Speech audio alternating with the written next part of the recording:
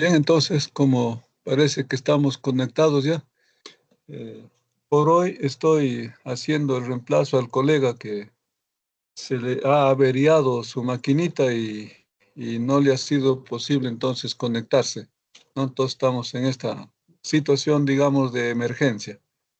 Bueno, entonces estamos con nuestra semana 2, nuestra semana 16, que está vinculada con lo que puede llamarse la parte práctica de estética, ya que la semana pasada hemos estado con la parte uno de estética, ¿no? En la parte uno, digamos que en forma muy genérica, se ha revisado sobre la teoría de la estética.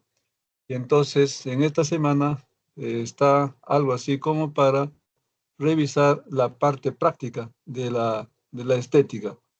O digamos, en la parte 1, la revisión de lo que es el arte, de lo que es, parece la belleza, lo que es el goce estético, y ahora, digamos, para ver esa especie de fuentes de la presentación de la belleza, las fuentes de la generación del goce estético humano, ¿no? Por eso decíamos más o menos la parte práctica, ¿no? Aunque no es exactamente eso, pero se vincula con el ámbito más práctico, ahí donde está la acción del arte, la acción del arte y la acción de los artistas, y no tanto el pensamiento de los filósofos estetas.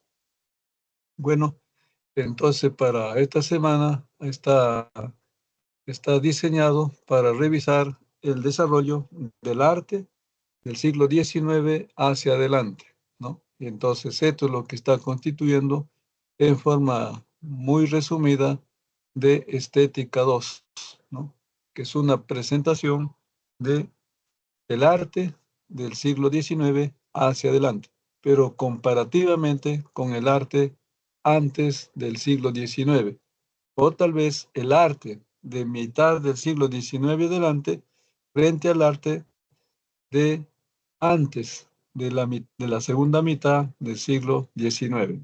Es como si hubiera una línea separadora entre el arte presente y el arte anterior, que sería mediados del siglo XIX, ¿no? Entonces, el arte que se va a mencionar sería el arte en la época contemporánea, ¿no? Que está más allá, diríase, de el arte en el sentido precontemporáneo. Entonces, vamos a detenernos en dar una mirada a los grandes movimientos artísticos que han, se han ido desarrollando a partir de la segunda mitad del siglo XIX adelante, donde todos estos movimientos van a estar identificados en forma general por lo que se ha denominado el arte contemporáneo, pero de manera mucho más puntual como el arte de vanguardia, ¿no? Entonces, todos estos movimientos se dice están inspirados en el espíritu de vanguardia. Son entonces movimientos vanguardistas, en el sentido que tratan de ponerse a la cabeza de la historia del movimiento artístico mundial, ¿no? Entonces, son un nuevo momento en la historia del arte, donde todos estos movimientos artísticos están tratando de presentar algo nuevo frente al arte anterior. Por eso también lo llamarán los movimientos innovadores, ¿no? Ellos quieren como transformar radicalmente los criterios de hacer arte, también influir, diríamos, en lo que sería el goce estético, y de esa manera se presenta como una especie de los revolucionarios del arte, ¿no? Entonces, brevemente, arte contemporáneo o el movimiento de vanguardia del arte universal, ¿no? Donde vanguardia, repetimos, es usado, la palabra es usada para mencionar a quienes van a la cabeza de un movimiento. y estos que aquí están a la cabeza del movimiento artístico histórico son los que quieren, poniéndose a la cabeza, modificarlo todo, modificar los criterios, modificar la concepción del objeto que ha de ser el motivo de la obra artística, ¿no? Bueno, así estamos comenzando con uno de esos grandes movimientos. Aquí, claro, hay una especie de una selección de algunos grandes movimientos, ¿no? Entonces, dentro de ellos está el denominado impresionismo.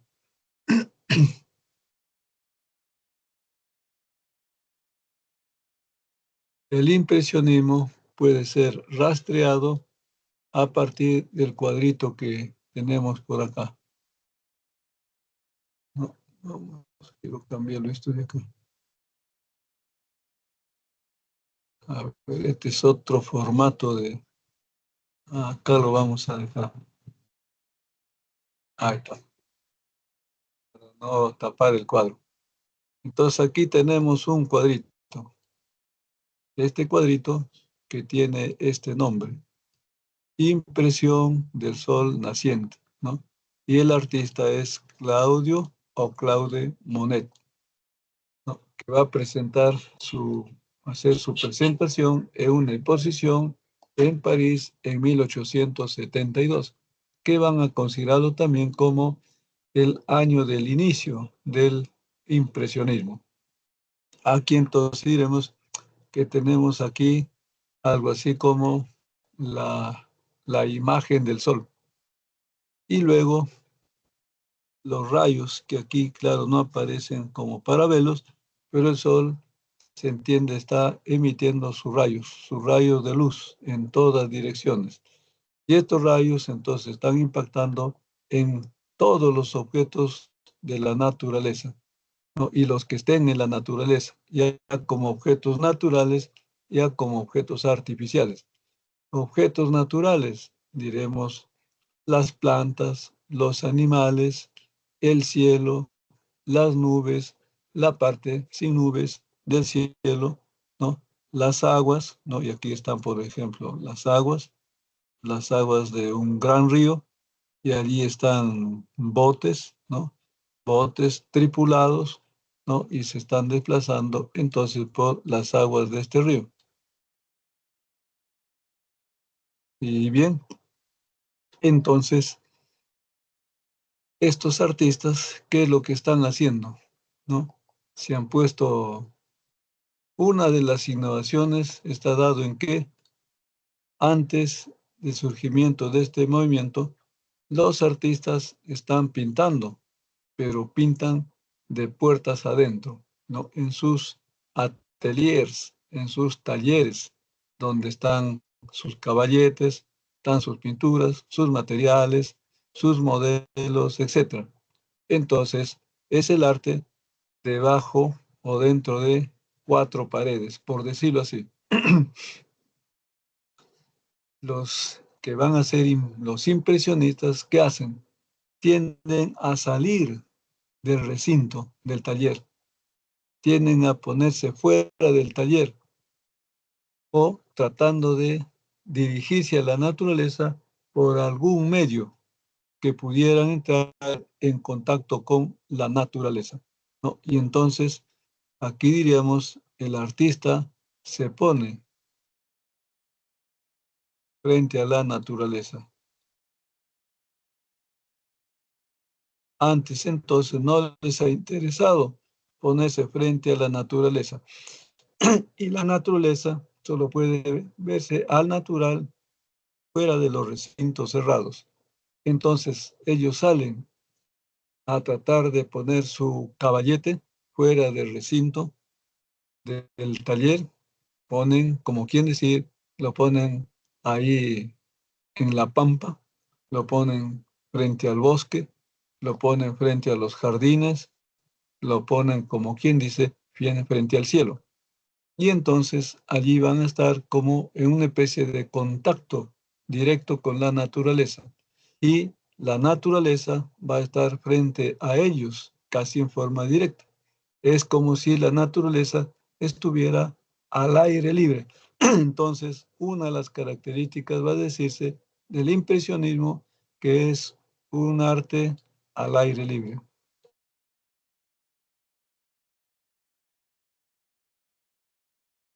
Al aire libre. Libre se querrá entender como sin que obstaculice su contemplación paredes o algún otro obstáculo. Entonces están frente a la naturaleza. Y al estar frente a la naturaleza, van a esperar poner a esta naturaleza dentro del cuadro. La naturaleza está fuera del cuadro y ellos van a querer ponerlo dentro del cuadro, pero lo van a hacer estando en contacto o frente a la naturaleza, de tal modo que tal como se les aparezca la naturaleza, ellos lo pondrán aquí dentro del cuadro, ¿no? Por eso es que esto se ha llamado el arte al aire libre, el arte al aire libre. Y luego, ¿qué han observado o qué observarían al encontrarse con la naturaleza al aire libre? Se encontrarían con esta fuente de la luz, ¿no? De la luz natural. Esta fuente es el sol. Y el sol está emitiendo sus rayos en las X distintas direcciones. Y entonces, esos rayos son los rayos de luz. Van a observar la luz. Luego, esa luz va a impactar sobre los X objetos que están ahí en la naturaleza. Y al impactar sobre los objetos que están en la naturaleza, van a presentarse los colores, como quien dice, rayos de colores. Y aparece allí algo así como que los rayos del sol, que aparece como una especie de luz blanca, entrara en una especie de prisma y al entrar por el prisma se descompusiera en N colores y aparecerían los llamados colores del arco iris, por ejemplo, ¿no? Y así se detectaría cada color y cómo al entrar en contacto con los objetos, los colores o se combinan o se dividen, etc. Y por eso se dirá que este movimiento se dedica, además de observar a la luz, se dedica a examinar a la luz, ¿no?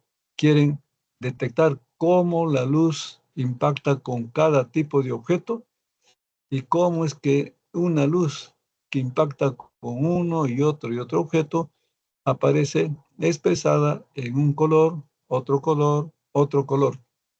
Cómo van variando los colores en su aparición sobre los objetos naturales, ¿no?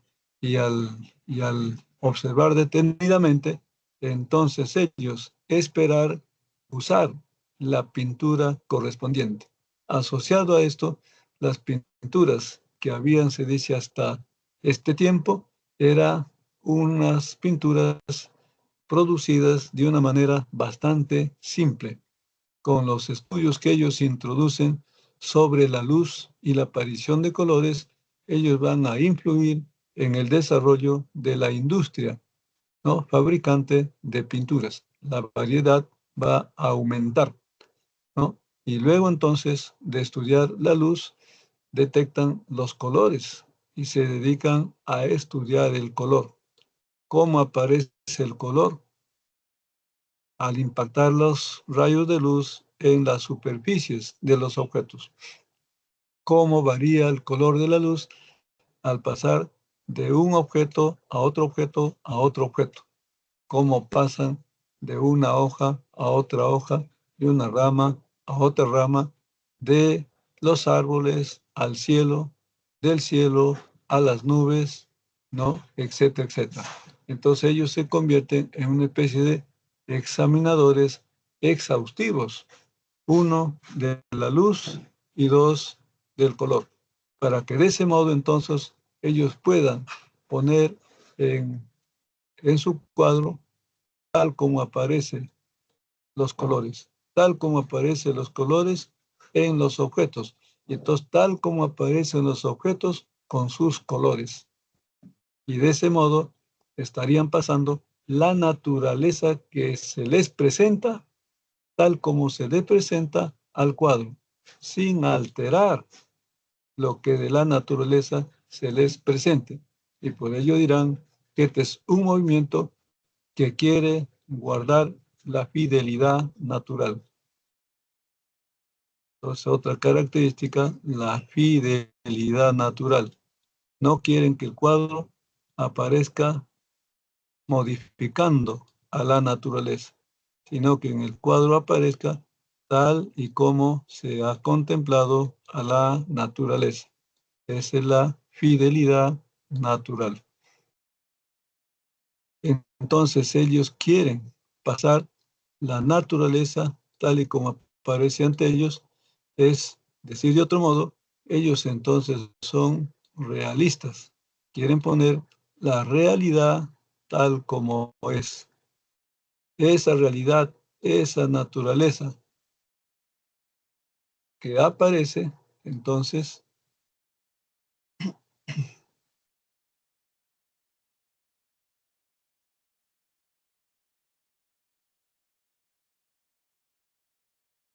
esa realidad que se les presenta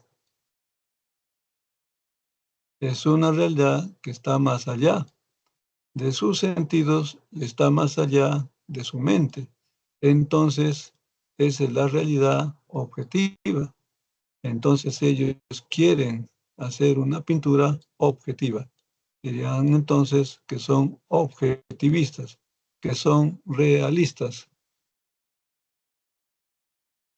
La realidad objetiva, bien, solo que claro se resalta su atención en la luz, su atención en el color y su esfuerzo por guardar la fidelidad natural, pero aparece todo lo demás. Entonces ellos son pintores objetivistas, no subjetivistas. No van a poner en el cuadro lo que ellos creen, lo que ellos quieren, lo que ellos sienten, por decir así, sino lo que ellos observan, tal como la naturaleza aparece independientemente de qué se siente, si se siente algo favorable o si siente algo desfavorable. Es como si trataran de sacar al sujeto humano que es el artista y sus características afectivas, psicológicas de el proceso de el pintar, para que así el dibujo, la pintura, presente a la naturaleza como si ella misma estuviera en el cuadro, ¿no? Y entonces es algo así como si actuaran casi como una cámara fotográfica, ¿no? Pero ellos están pintando, no son cámaras fotográficas, están pintando, ¿no? Entonces, en esa forma, por eso se señalará estas características. Al aire libre, porque salen a encontrarse con la naturaleza. Entonces, como dijimos, hay frente a las pampas, frente a las chacras, se podría decir, frente al bosque, frente a los ríos, frente al cielo, frente al aire, también se podría decir, para los movimientos del aire, frente a la iluminación del conjunto natural, ¿no? Bueno, entonces el que empieza con ese movimiento se dirá que es Claude Monet, justamente que es el que pinta este cuadro y lo presenta en la exposición de 1872. Y entonces los críticos del arte, al ver este cuadro, dijeron, ahí están los pintores impresionistas. Estos son los cuadros impresionistas. Pero ellos se guiaron del nombre del cuadro, ¿no? No se guiaron del contenido del cuadro. El nombre del cuadro es Impresión de Sol Naciente, pero el contenido del cuadro, diríamos que es la naturaleza, es la realidad natural, es la naturaleza en vivo y diríamos en directo. Por eso tal vez hubieran dicho el naturalismo, o tal vez hubieran dicho el realismo artístico, pero le pusieron el impresionismo por el nombre de este cuadro. Bueno, así está. Y bueno, y aquí nada más mencionar que hay otro artista que se parece en el sonido del nombre a Claude Monet. Es Edouard Manet. No, ese es otro artista.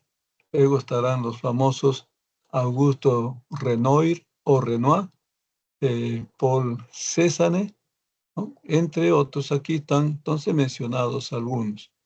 Bien, entonces dejaremos aquí al impresionismo, que es un movimiento naturalista, objetivista, realista, que no quiere alterar a la naturaleza al pasarlo al cuadro, de tal manera que uno que observa un cuadro le pareciera estar frente a la naturaleza, al natural.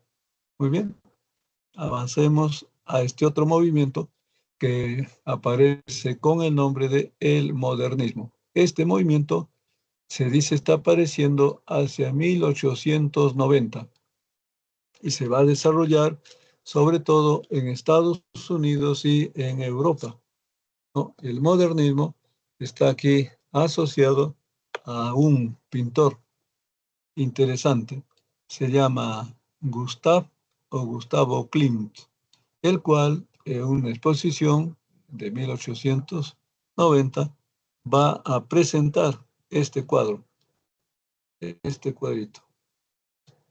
Vamos a sacarlo esto de acá. ¿Dónde lo ponemos? A ver. Aquí lo dejaremos de momento. Ahí está. Entonces aquí está este cuadrito. Este cuadrito que aparece con el título de El beso, ¿no? Entonces, ¿qué hay aquí? En este cuadro están, digamos, esta especie de franjas.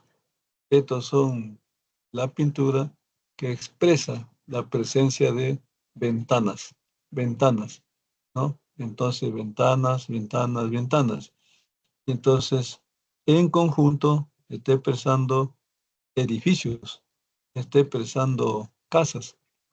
Luego está presentando lo que parece, ya se trata de casas, edificios casi contiguos, lo cual entonces ya indica que se trata de la ciudad, se trata de la urbe, ¿no? Y está presentando lo que sucede en esta urbe, lo que sucede en la vida diaria de la urbe.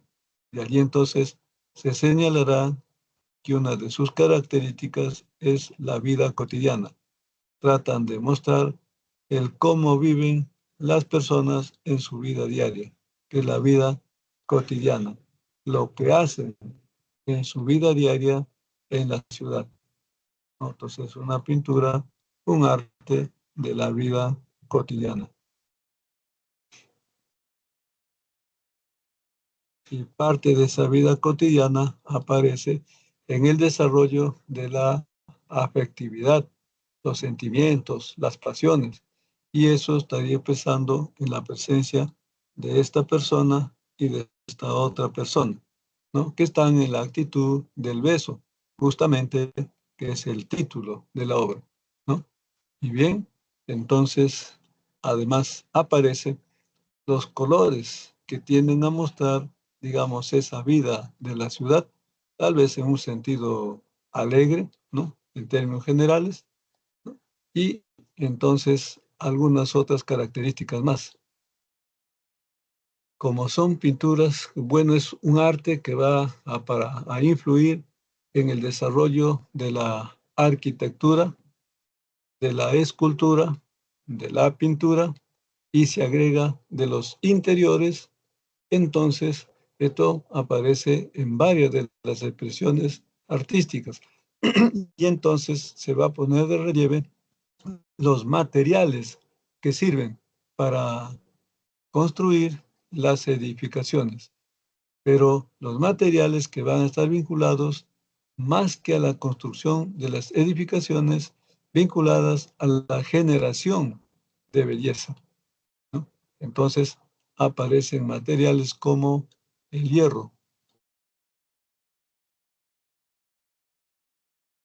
como el cristal o los cristales. Aparece el oro, aparece el estaño,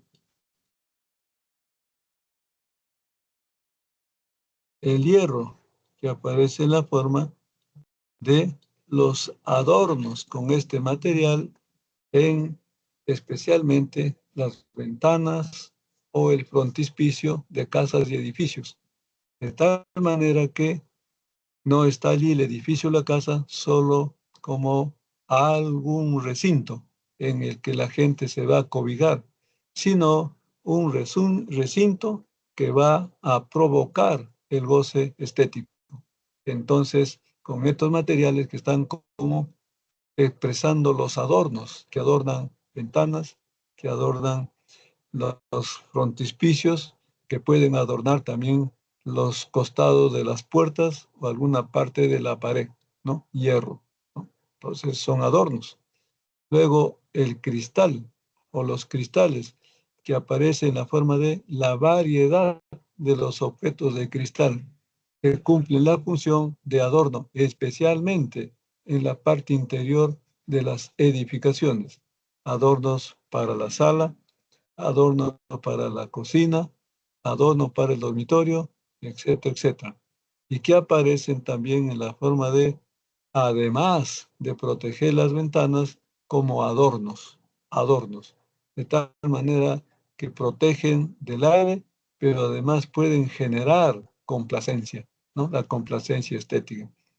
El oro, que es aquí, digamos, una innovación en el arte, especialmente de la pintura, que aparece aquí en este cuadrito. Aquí está oro. Eso dicen es lo que hizo Klimt. Klimt pintó el cuadro El Beso mandando diluir el oro y combinado con otros colores y generando pintura de oro. Entonces él pintó este cuadro con pintura de oro. Esa es una innovación.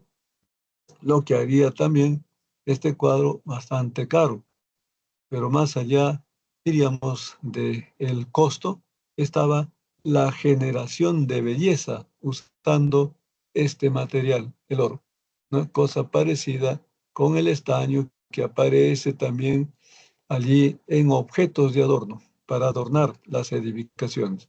Y así entonces vive las personas en su vida diaria. Por eso resalta la vida cotidiana, ¿no? Resalta los materiales que sirven para presentar la belleza o lo bello o la posibilidad de generación del goce estético en las personas.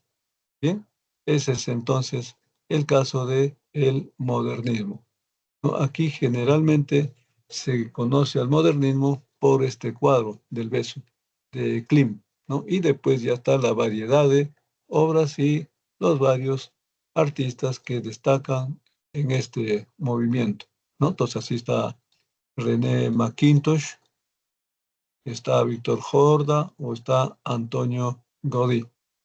Bien, de, de Klimt están aquí los dos cuadros, este y este cuadrito, ¿no?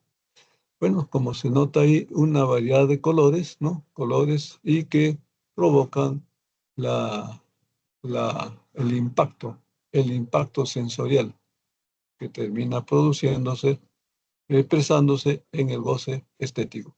Muy bien, entonces el modernismo presenta pinturas poniendo en relieve la vida cotidiana y mostrando los materiales con los que se trata de generar objetos y presentar habitaciones, casas que producen complacencia en el que los observa.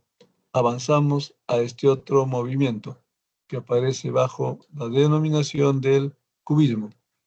Aquí podríamos también mirar un cuadrito. Nos dirigiremos a este cuadro. Del cubismo se dice que sus antecedentes están por el 1900 o 1908, ¿no? Que está apareciendo, como quien dice, los rasgos. Pero ya el cubismo que se asienta como un movimiento que se hace notar, se dirán que se está por 1930, tal vez después de 1936, sobre todo después de un acontecimiento, uno, en materia de exposición, y dos, acontecimientos sociales y políticos, podría decirse, ¿no? Está casi en los albores de la Segunda Guerra Mundial. Aquí aparece este cuadro, este cuadro, que lleva por nombre el Guernica. Guernica es una ciudad española que va a ser arrasada por las huestes de Francisco Franco, ¿no? Dicen el fascismo español expresado en el general Francisco Franco, que va a atacar a la República Española, que era de tendencia, diríase, de tendencia socialista. Entonces, Francisco Franco y sus fuerzas arrasan, bombardean el Guernica y lo dejan en escombros.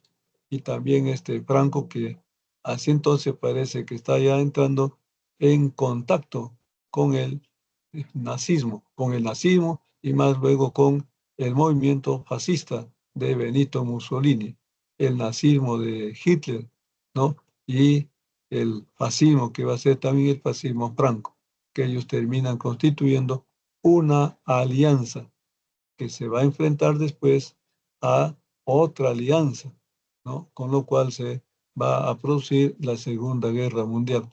Pero en el caso específico aquí, entonces bombardearon el Guernica, la población de Guernica, y todo quedó en escombros. Y entonces Pablo Picasso toma como base de su arte este suceso y entonces pinta aquí personas en estado sufriente, ¿no? En estado doloroso, en estado de asombro, personas ya muertas, animales en estado sufriente, ¿no? Y en general, mostrándose entonces el, el desastre, ¿no? Animales, etcétera, etcétera. Pero el detalle es que aparecen aquí figuras en donde aparecen líneas, ¿no? Por ejemplo, estas líneas, por ejemplo, estas líneas, aparecen estas líneas, pero como una combinación de líneas. Entonces, aquí aparece la línea como un elemento central de la actividad artística. Esa línea en la forma de la variedad de líneas. Diremos línea recta, línea curva,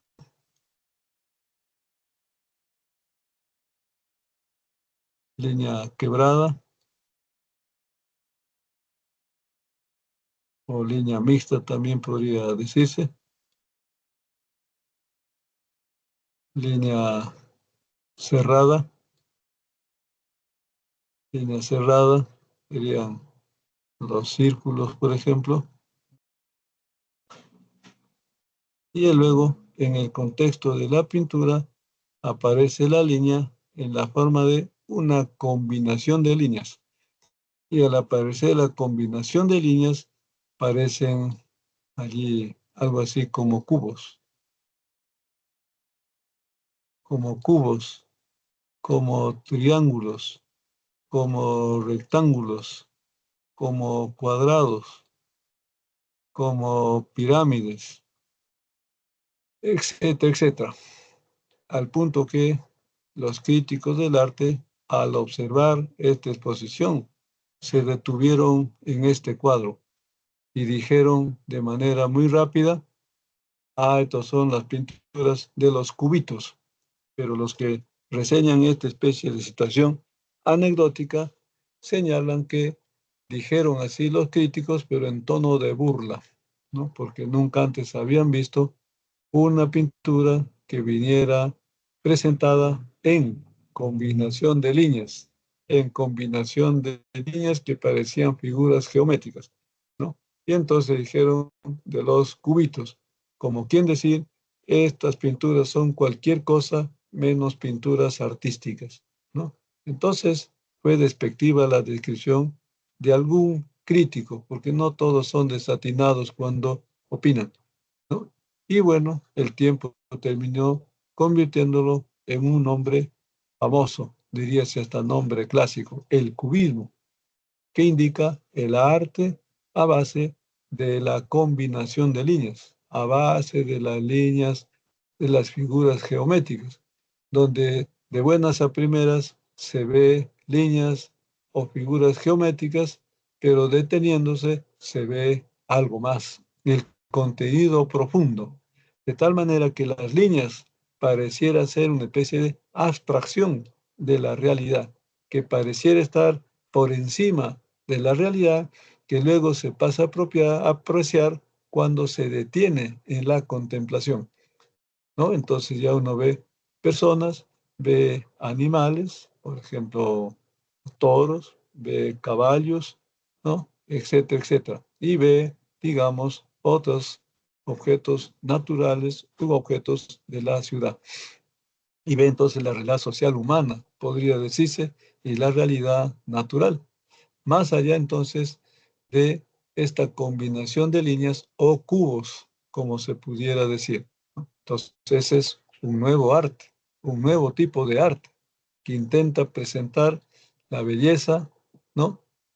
Pero a través de usar intensamente líneas, ¿no? Aunque las líneas han sido un elemento básico de la pintura, pero aquí aparece en la forma de combinación de líneas. Bien, entonces así aparece el cubismo.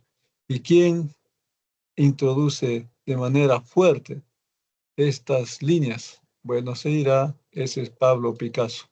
Pablo Picasso justamente que lo presenta aquí en su la obra El Guernica, ¿no? Una de las obras más famosas quizás del siglo XX. Y unos dirán es de tendencia abstracta también, porque parece que esto estuviera separado de las cosas individuales, que luego que uno se detiene, las va encontrando allí. Pero uno como que primero ve el conjunto como general y después ve lo que está allí, que son cosas particulares, ¿no? Muy bien. Entonces, este es el gran movimiento del cubismo. Y el otro detalle es que este cubismo se señala que introduciría una innovación en el sentido de la perspectiva. El arte anterior se dice usa solamente una línea o a lo mucho dos, ¿no? Sería entonces lo que llama la perspectiva simple. La perspectiva simple.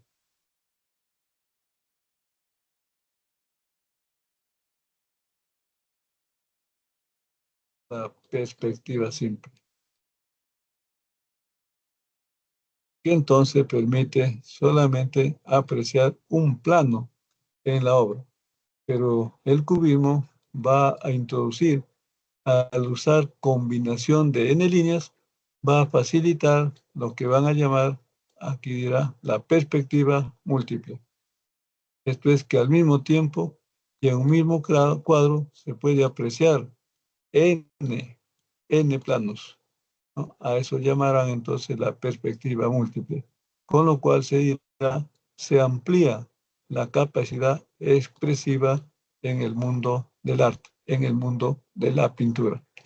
Bien, pues ya están otros pintores como George Braque, Juan Gris, Fernand Léger, Robert Delaunay o Delaunay. Bien, entonces avanzamos a nuestro siguiente cuadrito. Estamos con el movimiento llamado del expresionismo. Este expresionismo se puede recordar poniendo de relieve al impresionismo, ¿no? A veces es más fácil así recordarlo.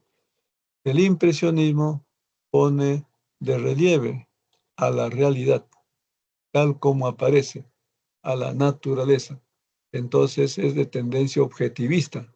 Trata de presentar lo que está más allá del artista, ¿no? Más allá de él y de su interior. que es la naturaleza. El expresionismo va a ser lo contrario.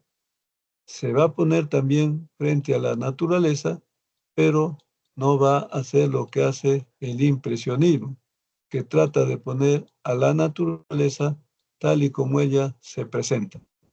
El expresionismo lo que va a hacer es, va a tratar algo así como de reaccionar frente a la naturaleza. No presentar a la naturaleza como es, sino como parece que la naturaleza ha impactado en él. Y que al impactar en él, entonces ha hecho que en él se presenten determinados sentimientos, ¿no? Como reacciones sensibles que experimenta el artista frente a la naturaleza, que por lo general esas influencias, se dice, van a ser influencias negativas, sentimientos, ¿no? Los sentimientos. Entonces, el artista, al entrar en contacto con la naturaleza, va a quedar un poco entristecido. Entonces va a sentir soledad, va a sentir la miseria de la vida, va a sentir nostalgia, va a sentir desesperación, ¿no? Entonces, eso es lo que va a sentir en su contacto con la naturaleza. Y esos sentimientos acerca de cómo se le presenta la naturaleza, eso es lo que va a poner en el cuadro, ¿no? Entonces, ya no va a poner lo que se le aparece, sino lo que internamente sucede, los sentimientos que se producen dentro del sujeto. Por eso se dirá que esta es una pintura subjetivista o un arte subjetivista.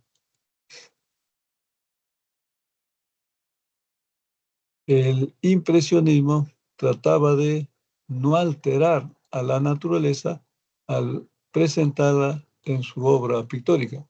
Los expresionistas van a hacer todo lo contrario, van a presentar a la naturaleza alterada en sus obras, ¿no? Entonces ya no guardan la fidelidad natural.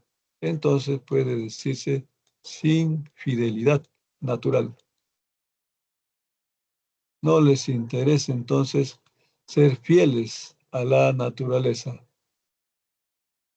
sino, tal vez se puede decir, fieles a sus sentimientos, para expresar lo que sienten, ¿no? Frente a la naturaleza, donde la naturaleza se les presenta entonces como provocadora de tristeza, de dolor, de sufrimiento. Entonces ellos reaccionan así, sintiendo tristeza, dolor, angustia, desesperación, y eso lo vuelcan al cuadro, ¿no? Entonces, sin fidelidad natural. Y entonces significa subjetivista, subjetivista, ¿no? Y entonces se expresa los sentimientos, los estados emocionales, ¿no? Y entonces se dirá el interior del artista. Ahí se presenta el interior del artista. Y eso aparece en un cuadro como este, que se llama El Grito, ¿no? Este es El Grito. El Grito, el autor es Edvard Munch.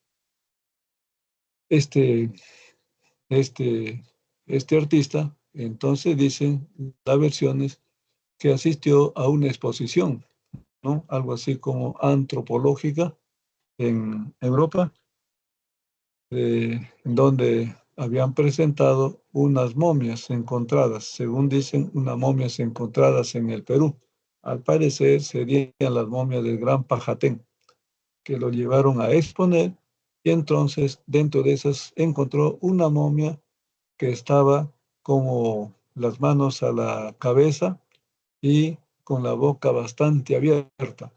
Él interpretó como que esta momia estaba gritando, que si quizás estuvo gritando en los momentos de la muerte, frente al terror que posiblemente sentía frente a la naturaleza.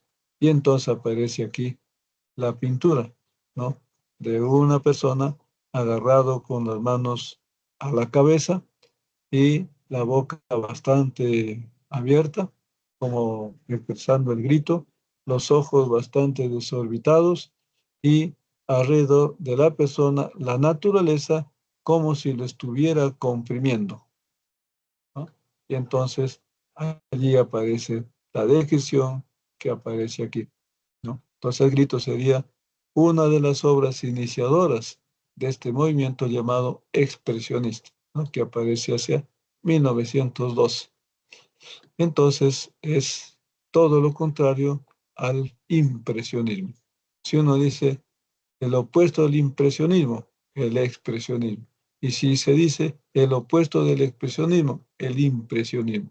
Si se dice el objetivismo, el opuesto, era el subjetivismo. Objetivismo, impresionismo, subjetivismo, expresionismo, ¿no?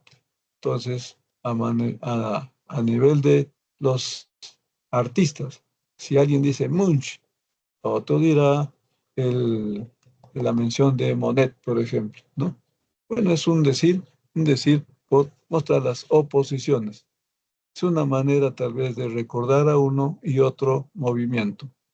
Bueno, entonces aquí aparece, además de Edvard Munch, ¿no? Están artistas como Ernst Lud Kirchner o Erich Heckel, ¿no? Entonces son algunos de los que aquí aparecen mencionados. Luego avanzamos a este otro. Claro, aquí se resalta, ¿no? Se dice que surge como crítica al impresionismo. Es lo que dicen algunos, ¿no? El impresionismo está surgiendo en 1872. El expresionismo por 1902. Tiene sentido decir, surge como crítica al impresionismo o por oposición al impresionismo. Estamos ahora con el movimiento artístico denominado surrealismo, ¿no? Surrealismo. Aquí podemos hacer un recuerdo de un cuadrito. Este cuadro vamos a ponerlo acá.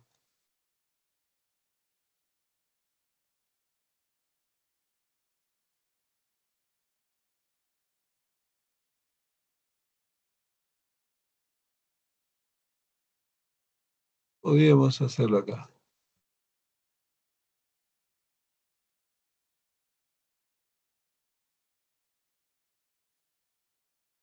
¿no? Entonces aparece en una exposición hacia 1924 en Francia, un cuadro, digamos así, una persona que aparece así, una mesa que aparece así,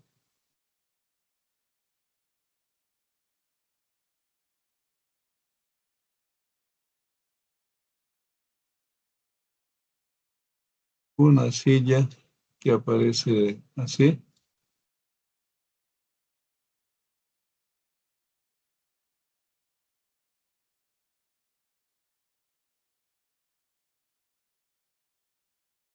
un gato que aparece así, vamos a decir un gato, digamos que se parezca a un gato,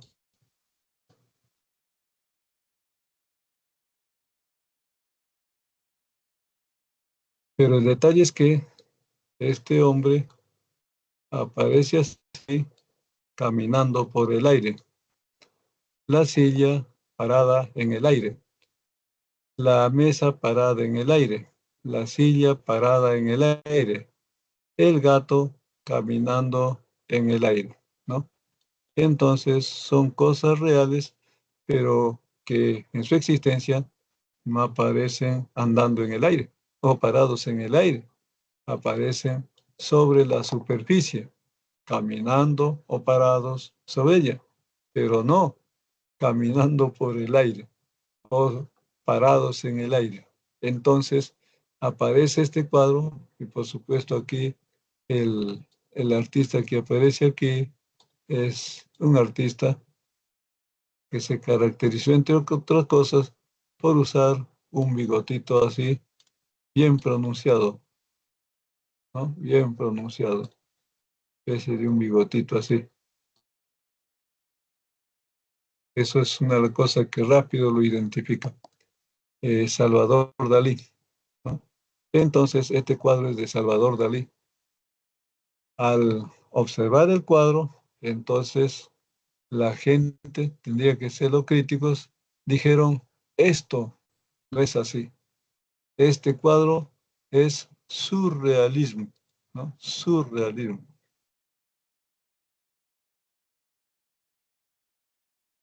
Esto está en el ámbito del surrealismo, el surrealismo, surrealismo.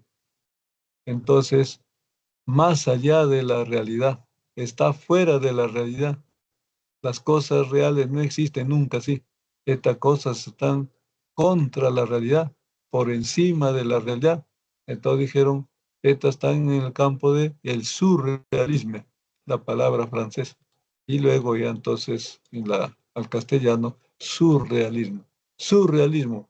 Podría ser subrealismo o podría ser sobrerealismo, ¿no? Porque no es realidad, está por debajo de la realidad o está por sobre la realidad. Pero aquí parece decir más allá de la realidad. Y de hecho que estaba más allá de la realidad. Ese es este gran movimiento de el surrealismo.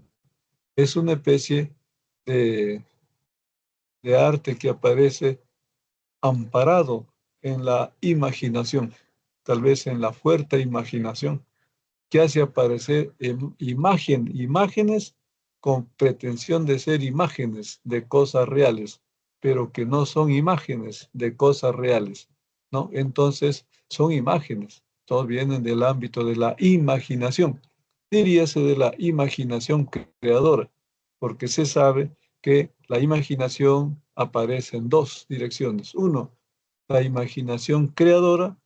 Dos, la imaginación reproductora. La imaginación reproductora, la que hace imágenes de cosas existentes. Entonces reproduce a la cosa existente real en la forma de una imagen. Mientras que la imaginación creadora es la que presenta una imagen de una cosa que no existe. Entonces es una imagen de una cosa inventada. Entonces, aquí en este arte estaría apareciendo algo así como esto, una especie de imaginación creadora, ¿no? Una imaginación imaginadora, podría decirse también, ¿no? Ese es el surrealismo. Y por supuesto, en el campo del arte aparece como una impresionante expresión de arte, ¿no? Que hace aparecer imágenes de aquello que no es su imagen. Es una imagen de aquello que no es imagen, porque no es la imagen de una cosa existente, sino es una imagen sin cosa existente. La imagen tiene sentido si es la imagen de una cosa existente, pero en el arte tiene su licencia, porque en el arte puede haber una imagen de una cosa que no existe para hacerle su imagen, ¿no? Entonces aquí viene la imaginación sobrerealista, ¿no? Porque las imágenes corrientes son imágenes de cosas reales. Aquí es imágenes de cosas irreales. Irreal sería aquí el estar parados en el aire. Eso no existe por ninguna parte. Esto es 1924, en que el hombre todavía no puede aparecer como caminando por el aire. Hoy día podría decirse que está caminando ya por el aire. El hombre está volando, no vuela por el espacio, ya pensando en los aviones. Pero en esos tiempos todavía eso no está casi como elemento de la vida corriente. Bueno, se dice que este movimiento se va a desarrollar teniendo como antecedentes dos grandes movimientos de pensamiento. Uno, el movimiento del marxismo, el otro, el movimiento del psicoanálisis. El marxismo en el campo de la filosofía social, el psicoanálisis en el campo de la ciencia de la psicología. El marxismo entonces se dirá cómo aparece. El marxismo que está planteando desde la mitad del siglo XIX hacia el 20. 1924 ya es el año en que está desarrollándose la primera sociedad organizada, diríase, con la presencia del pensamiento marxista, la Unión Soviética, que ha hecho su revolución en 1917, ¿no? Y es la revolución socialista que está construyendo el socialismo en la Unión Soviética. Pero ¿qué es lo que resalta aquí de su pensamiento? Que el marxismo ha descrito que la realidad social presente es una realidad de desigualdades sociales, donde hay, por un lado, poco rico y por otro lado, mucho pobre. Una sociedad de desequilibrios. Por un lado, gente que tiene mucho, por otro lado, gente que tiene poco. Por un lado, gente que goza de plena libertad y por otro lado, gente que casi carece de libertad, ¿no? Que aparece en la forma de propietarios de los centros de producción y por otro lado, carentes de la propiedad de los centros de producción. Y entonces los hombres están en estado de sufrimiento en su mayoría, están en estado de opresión en su mayoría, unos la mayoría oprimida, la minoría opresora. Entonces, la vida de la gran mayoría es una mala vida. La vida de una minoría es una más o menos buena vida. El marxismo entonces está planteando la transformación de esa realidad humana, transformarla en una sociedad de seres iguales en la abundancia, en una sociedad donde la vida sea mejor que la de hoy, la vida sea buena, la vida de la mayoría, al menos al comienzo, sea una vida de felicidad, no como hoy, que la vida de una minoría parece ser de felicidad, mientras que la vida de la inmensidad de los seres humanos es de infelicidad, ¿no? El marxismo está planteando entonces un cambio de la realidad presente que lleve a la sociedad a un estado de abundancia, de felicidad.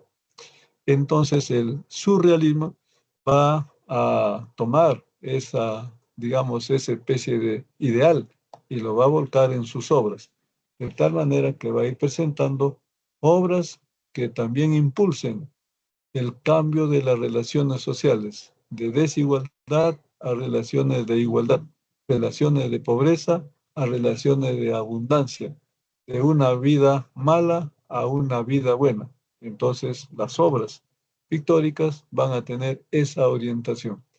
Por el lado del psicoanálisis, que está asociada con el psicólogo y psiquiatra, se dice, Sigmund Freud, que hacia los años de 1920 está planteando que en la vida psíquica humana hay una especie de dos zonas. Una zona que se llama la zona de la conciencia, que es una especie de la zona conocida y que el humano lo puede activar a voluntad. Y hay otra zona en la vida psíquica humana que el humano no lo puede activar a voluntad y ni siquiera lo sabe, ni siquiera lo conoce, pero que existe y que existiendo ahí guarda recuerdos, guarda vivencias del pasado temprano que se le presentan sin que el humano se dé cuenta, ¿no? Los actos fallidos, por ejemplo, y que a veces le causa sufrimiento.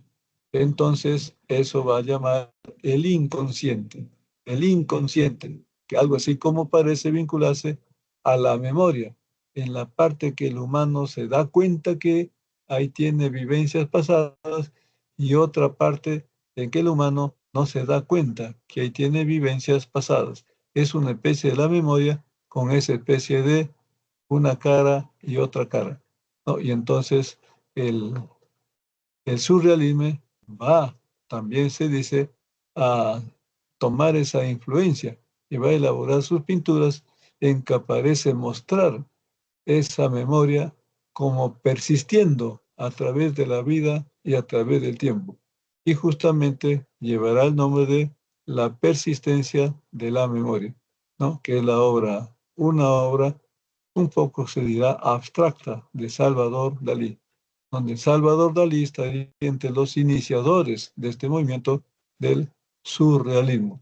Salvador Dalí, que se hizo también muy famoso por decir que toda su creatividad se lo debe a una dama sin la cual él no sería lo que es, y una dama sin la cual ya no podría seguir viviendo. Al menos eso llegó a decir al final de su vida, donde esa dama era su esposa, ¿no? La famosa señora Gala, ¿no? Gala era, decía él, su musa inspiradora, ¿no? Esa sería la que le ha inspirado, por ejemplo, para hacer la persistencia de la memoria, ¿no? Entonces, persistencia de la memoria es algo que está como en la zona oculta, entre la zona oculta y la zona recordable de la vida psíquica humana. Entonces, aquí es para resaltar que ahí está la influencia del psicoanálisis en el surrealismo. Bien, entonces se remarca, buscó liberar al hombre, ¿no? Siguiendo entonces la dirección del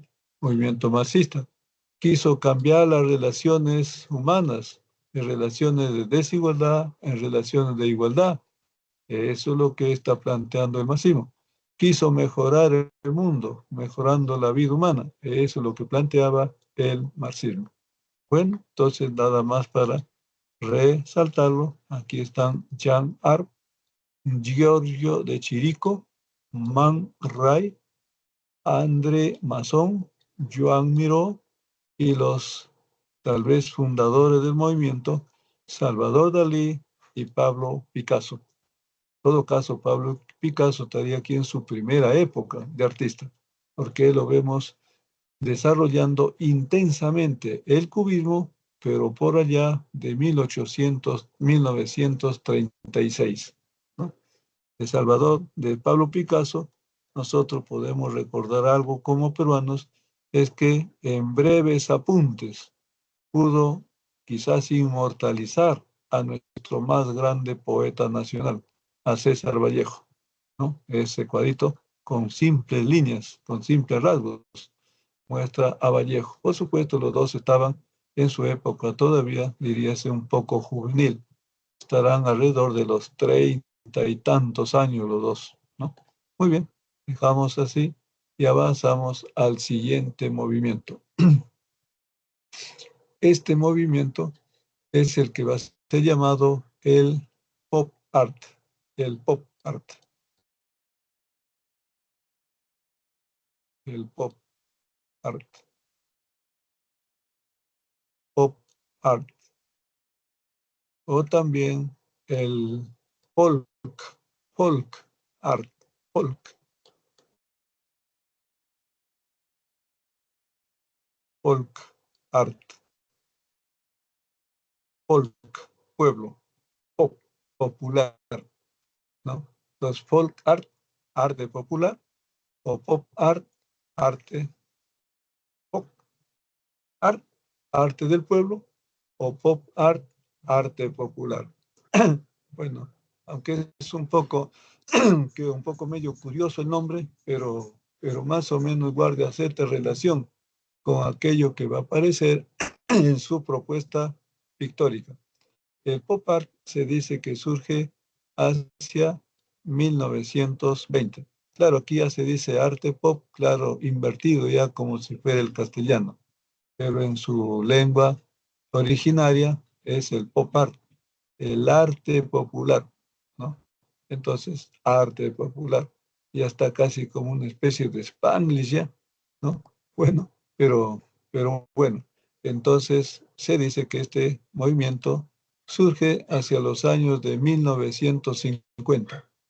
Esos años son los años que están siguiendo hace más o menos 5 años de que ha terminado la Segunda Guerra Mundial. Hasta 1945, el mundo más o menos las grandes potencias de la época, se han estado destruyendo, han estado desgastando su capacidad productiva, han estado deteriorando sus relaciones sociales, han estado en estado de sufrimiento, sus poblaciones en estado de carestía, de preocupación, con el miedo de que el mundo se acabe, con el miedo de que la gente terminen todos muertos, ¿no? Es la fatal Segunda Guerra Mundial, en la que de un lado han estado los fascistas, los nazis, ¿no?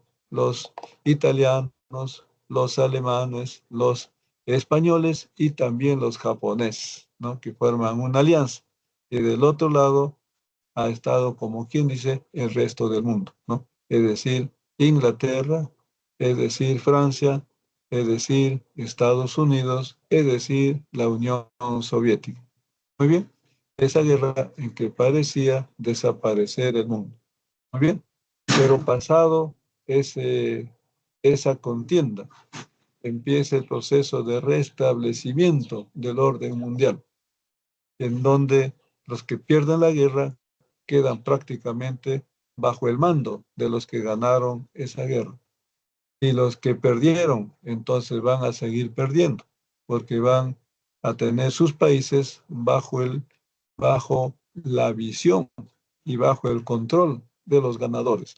Mientras que los ganadores van a actuar sin que nadie les diga nada. Y entonces empiezan el restablecimiento, la reconstrucción de Europa, hacen reconstruir Europa, hacen intervenir sus empresas reconstructoras, pero donde los que van a llevarse el, el dinero son los reconstructores. Así se reparten ellos Europa para recuperar lo que han perdido en la guerra, ¿no? Y a partir de allí desarrollar sus capacidades productivas.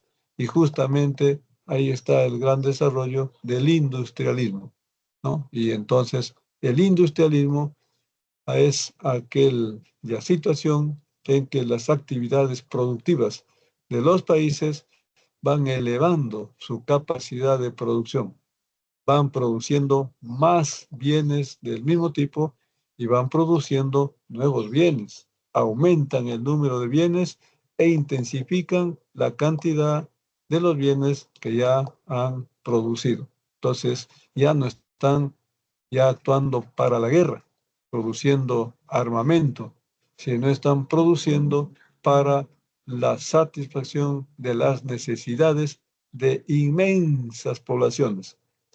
Y entonces están los bienes, esos bienes que son las mercancías que son producidas para ser llevadas al mercado, ¿no? El destino de la gran producción del capitalismo, del industrialismo, no es el destino de las mesas de los hogares. Ese no es el destino. El destino es el mercado, donde van a ser intercambiados bienes por dinero, ¿no? Eso es lo que nos dice la economía en su teoría, pero en los hechos eso es lo que está sucediendo hacia los años de 1950. Entonces los bienes están dirigidos al mercado y en el mercado para ser comprados y para ser vendidos, ¿no? Donde aparece la compra y la venta, en donde se intercambia bienes por dinero, dinero por bienes. Pero aquí entonces lo que se pone de relieve son esos bienes que entran al intercambio, esos bienes que son mercancías, porque su destino es el mercado en el que tienen que ser intercambiados. Y al ser intercambiados van a pasar de una mano a otra mano y van a pasar por infinitas manos. Esas infinitas manos son entonces el ámbito popular, el ámbito popular. Y entonces allí va a aparecer el arte pop. Hasta antes de este momento, los, los, los objetos artísticos, las obras de arte, son obras, se dice, de élite.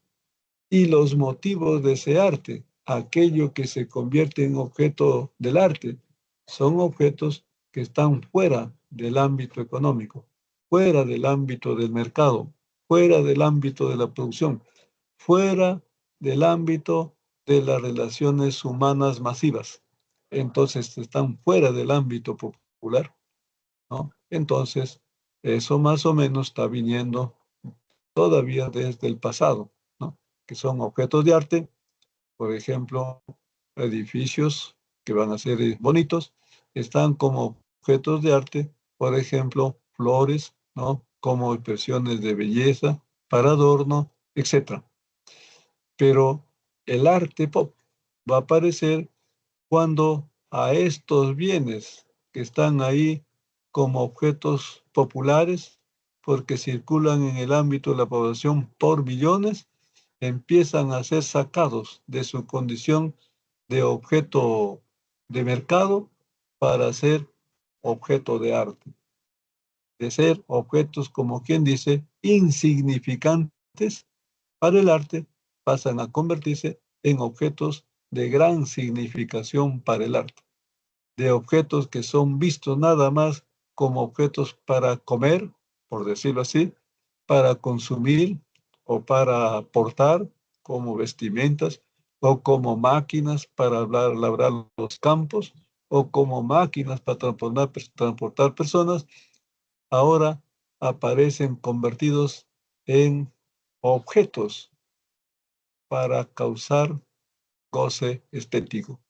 Ya no goce del estómago, sino goce del espíritu.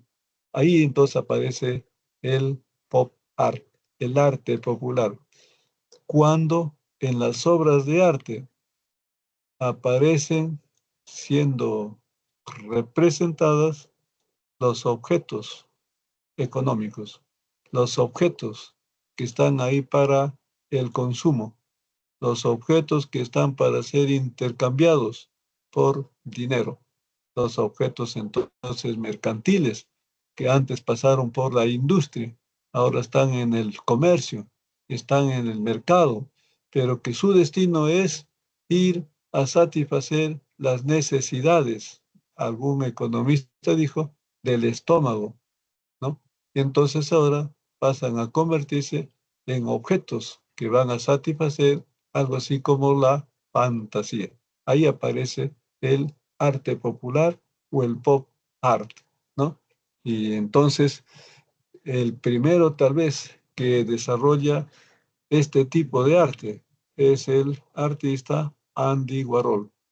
¿No? Se dice de manera general, este movimiento surge en Gran Bretaña y los Estados Unidos hacia el 1950. Ahí aparece entonces este cuadro, ¿no? Que se llama Latas de Sopa Campbell. Podríamos decir las latas de leche Gloria, por ejemplo, ¿no? Las latas de leche Nestlé, por ejemplo, ¿no? Entonces, ¿qué hace Warhol? Warhol mira a estas latas de sopa que están en el mercado vendiéndose, comprándose para que sirva para el almuerzo o que sirva para la cena, ¿no? Y terminar luego en un basurero.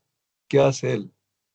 Lo lleva a su cuadro y en su cuadro los pinta, ¿no? Estos objetos, como se nota, tienen un color, tienen colores en su etiqueta, tienen nombres, ¿no?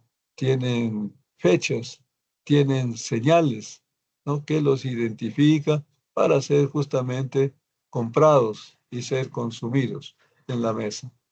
Pero aquí Warhol los ha convertido en objetos eternos de contemplación, en objetos eternos que pueden provocar emoción, que pueden hacer gozar, que pueden hacer alcanzar una especie de felicidad espiritual y hacer expandir, diríase, por ejemplo, los pulmones, como quien dice, en un momento de gozo súbito, al solo contemplar estos objetos sin tocarlos, porque las obras de arte tienen esa virtud de hacer satisfacerse a las personas sin tocarlos.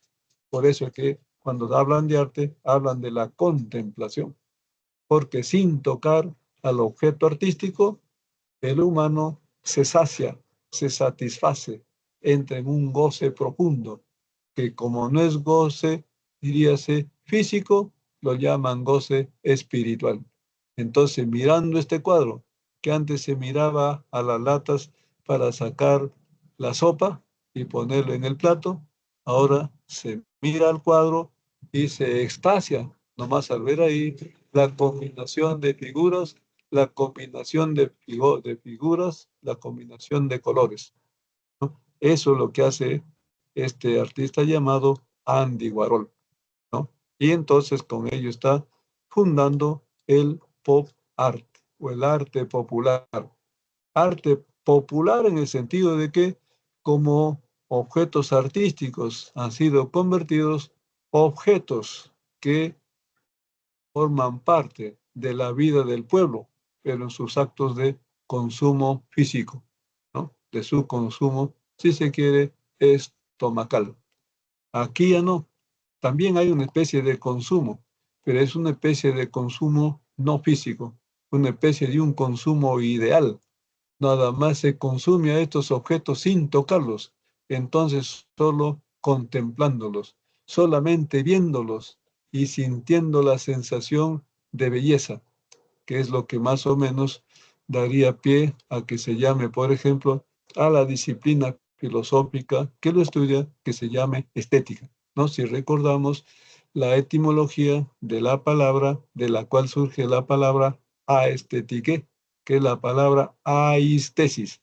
Aistesis es sensibilidad, porque parece que a través de los sentidos el humano, la persona, va a tener una complacencia. Se dice la experiencia estética, pero casi ya ni siquiera es experiencia, ¿no? Porque no son los sentidos los que parecen placerse, sino el espíritu, ¿no? El espíritu es algo así como la parte ideal del ser humano, ¿no? Muy bien, ahí está entonces el pop art, haciendo gozar con estos objetos que antes saciaban el estómago, ahora parecen saciar el espíritu. Ahí entra el pop art, cuando convierte a los objetos industriales de la vida popular en objetos de goce ideal, goce ideal. Tal vez se podría decir de goce imaginario, también goce ideal, que es el goce estético. El goce estético es una especie de goce imaginario, es una especie de goce sin goce, pero así aparece el goce estético o el de la complacencia espiritual. ¿Qué es una complacencia? Pues frente a un objeto que no es físico, sino un objeto que es más o menos una idea. Porque esta pintura ya no es el objeto físico, es una especie de imagen. Y como imagen ya es un objeto ideal, es una idea. Imagen es idea. Muy bien, entonces ahí está el gran pop art, ¿no? Interesante, interesante, ¿no? Por eso dice, toma símbolos y temas de interés masivo, entre ellos los símbolos populares negados por la élite. Porque claro, antes de que surja este llamado arte popular, estas latas no podían generar nunca placer en las personas, o las personas que quisieran encontrar un placer no físico no mirarían a estas latas, ¿no? Dirían, ¿qué son esas latas ya son basura, ¿no? Dirían así, es decir, cosas desechables. O dirían, esas cosas solo sirven para llenar el estómago, por ejemplo. Pero cuando aparecen los artistas que lo pasan de la vida fisiológica a la vida, si se quiere decir, psíquica, aparecen convertidos en grandes personajes. Entonces ya estos objetos de la vida del pueblo aparecen ahora como objetos de la vida del arte, para generar placer estético en cualquier tipo de seres humanos, ya sea los humanos que se dicen ricos, ya sea los humanos que se dicen pobres, porque para la teoría estética, todo humano es entidad que puede tener complacencia estética, ¿no? Si uno lo recuerda acá, que dice que todo ser humano está en capacidad de experimentar el goce estético. Por eso él habla de el goce estético de carácter universal. Y la obra de arte como un objeto bello universal, como un objeto que es bello en sí y puede afectar al universo de los humanos cuando lo contemplan y generar en él el goce estético, independientemente de quién lo hizo, independientemente de que uno quiera gozar o no quiera gozar con este objeto, ¿no? Entonces, en algo así como eso, fueron convertidos estos objetos. Entonces es la obra de artistas como Andy Warhol, como Roy Lichtenstein, Robert Rauschenberg o Jasper Jones, ¿no? Que son desarrolladores del arte pop o el arte popular. Entonces aquí es bueno mencionar una obra de arte que justamente salió de aquí y tal vez no de otro campo de arte. Es una pintura que no es la que está aquí. La que está aquí abajo es Maybe. Maybe. Maybe es de Roy Lichtenstein, ¿no? Que aparece quién es Maybe. Maybe es un cómic, ¿no? Está en la carátula de una revista que está hecha por miles y que circula por miles entre miles de manos, ¿no? Entonces es un objeto popular que es un cómic, cómico revista, que existe ahí para irse al mercado y venderse y ser consumida para el deleite. Bueno, en este caso sí sería un deleite de los ojos, ¿no? De los ojos y también un deleite de la conciencia, pero que aparece en la forma de una imagen de una revista, ¿no? Esta es la revista, pero ya luego Liechtenstein ya lo ha convertido en base de una pintura. Y como pintura ya no es a secas un cómic, como pintura ya es una obra artística. Y esta obra artística seguirá así indefinidamente, aunque la revista de la que provino pierda el interés por parte de los que lo podrían comprar. La obra de arte queda ahí para ser contemplada indefinidamente. Pero la imagen que quería mencionar es otra imagen. Es la imagen de una dama bella, tal vez muy bella.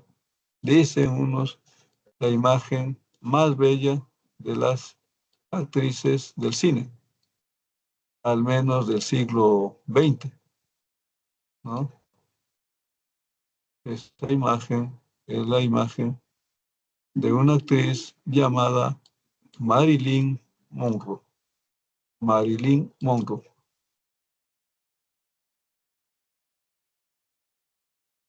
Es la imagen, vamos a dejarlo ahí. Entonces, esta es la imagen de un artista. Pero la imagen de este artista ahora se convirtió en una pintura, en una obra de arte. Y esta obra de arte que independientemente de la persona de la que su imagen puede impactar y generar complacencia estética en el universo humano, ¿no? Una pintura que hasta el día de hoy sigue impactando, ¿no? Esta debe haberse elaborado por los años de 1960, porque esta artista se vuelve famosa a los años de 1960. Muy bien, entonces este es Marilyn Monroe, que a su tiempo, tal vez muy pocos le prestaron atención, pero que hacia estos tiempos, más o menos el año pasado, fue sometida a una subasta. Esta obrita de Andy Warhol fue sometida a una subasta y fue vendida, según parece, por alrededor de los 400 millones de dólares. Parece que solo le podía competir la Madonna, ¿no? Solo que la Madonna no ha sido expuesta a esa subasta, ¿no? Este cuadrito sí. Y entonces ha sido la pintura más cara vendida. ¿no? Entonces, arte popular o pop art, del fundador del pop art, Andy Warhol. Tal vez aquí valga recordar una pintura en nuestros ámbitos latinoamericanos, ¿no? Que llegó a ser vendida también por 30 o 40 millones de dólares, y resulta siendo la pintura más altamente valorizada de pintores latinoamericanos. Es la pintura de una mexicana, de una gran mexicana, ¿no? De Frida Kahlo. Una de sus pinturitas se ha vendido a ese más alto precio. Muy bien, entonces, arte pop o pop art. Pasamos ahora a lo siguiente. Pasamos a las llamadas teorías sobre la belleza. Teorías sobre la belleza. Si recordamos que el ámbito de la teoría aparece aquí y aquí aparece el ámbito de la realidad. Entonces, en las teorías de la belleza, nos encontramos aquí en la teoría acerca de la belleza, donde aparece la pregunta, ¿dónde reside la belleza? Porque la belleza va a ser mencionada en relación a dos cosas. Uno, al sujeto. Dos, al objeto. Entonces, aquí en el fondo está la relación del acto valorativo, donde aparece el sujeto que valora y el objeto valorable, ¿no? Y luego por ahí se hablaba de los juicios de valor, ¿no? Y entonces la belleza aparece como un tipo de valor, el llamado valor estético. Y entonces ahí aparece la pregunta, ¿dónde reside la belleza resaltada en el juicio valorativo? ¿La belleza reside en la existencia del objeto o la belleza reside en la existencia del sujeto? ¿Dónde reside la belleza? ¿No? Y así entonces van a aparecer teorías, ¿no? Unas teorías van a decir, la belleza reside en el sujeto. Y así aparece la famosa teoría del subjetivismo. Otra va a decir, la belleza reside en el objeto. Y esa va a ser la teoría objetivista, ¿no? Recordando que también las preguntas pueden presentarse de otro modo. Se puede decir, ¿qué es la belleza? ¿No? ¿Qué es la belleza? Y bueno, ¿qué es la belleza? Llevaría una examinación bien general. Y luego aparecerá, después de decir qué es la belleza, luego aparecerá la pregunta, ¿y dónde reside esa belleza? ¿Qué es la belleza? ¿Qué es la belleza? Será, la belleza es esto, la belleza es esto. Y después de responder, la belleza es esto, vendrá la pregunta, ¿y dónde reside esa belleza? Y al hacer la pregunta, ¿dónde reside esa belleza? Inevitablemente se tiene que considerar la existencia del sujeto, que es el ser humano, y la existencia del objeto, que es aquí cualquier obra artística, cualquier obra artística, ¿no? Ese es el contexto de examinación de la belleza y de la teoría de la belleza. Entonces se puede preguntar, ¿dónde reside la belleza o dónde reside lo bello?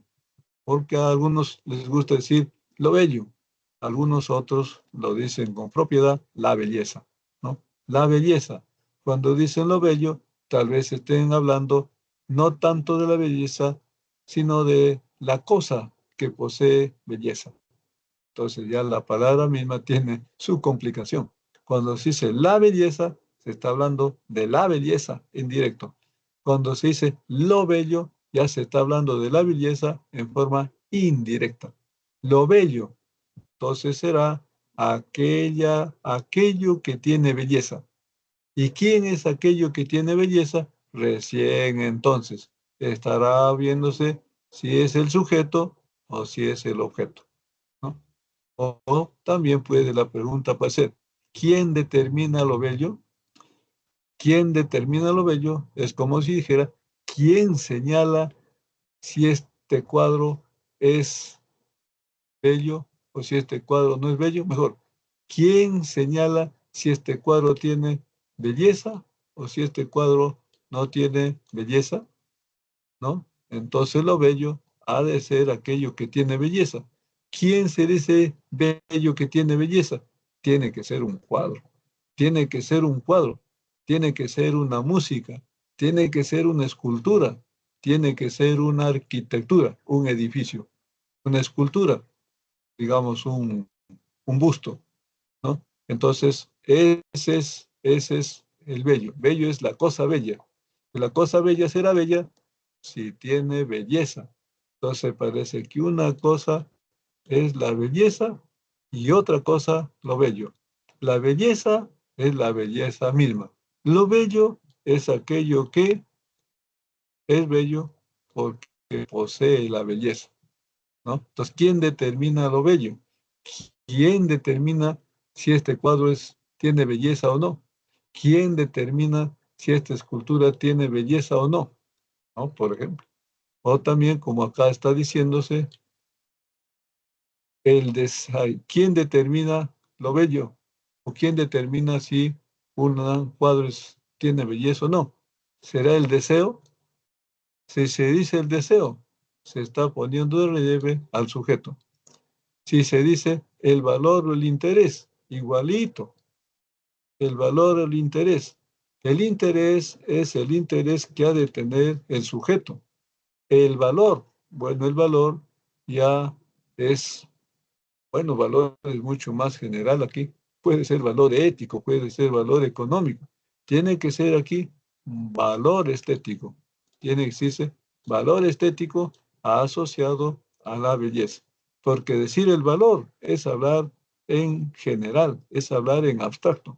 Porque el valor puede ser el valor económico, el valor ético, el valor estético, el valor religioso, el valor social, etc.